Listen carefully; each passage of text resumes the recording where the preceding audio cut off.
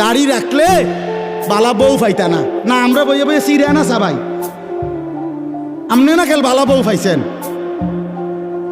আমরা হুজুররা বসে বসে আপনি কি বনে না খাই উদা? কি বলেন আপনি এগুলো? এই সমস্ত বাজে কথার কোনো অর্থ আছে কি বলেন না কেন? শয়তানের ধোঁকা ছাড়া আর কিচ্ছু না, নফসের ধোঁকা ছাড়া আর কিচ্ছু না।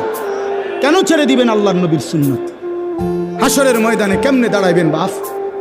নবীজি সাল্লাল্লাহু আলাইহি সাল্লাম জিজ্ঞেস করবে, উম্মত 23টা বছরে আমি তোর কাছে ইসলাম বুঝাবার জন্য পিঠটা ঝাঁঝরা করে ফেলেছি তায়েফের পাথরের আঘাতে, আমি পেটে 2টা পাথর বাঁধছি ক্ষুধার কষ্টে, আমি দান দান শহীদ করেছি উহুদের ময়দানে, আমার এত কষ্ট, এত রক্ত, আমার এত চোখের পানি, আমার দিবারাত্রির এত কান্না, বিনিময়ে তুমি এটা কি নিয়ে আসলে?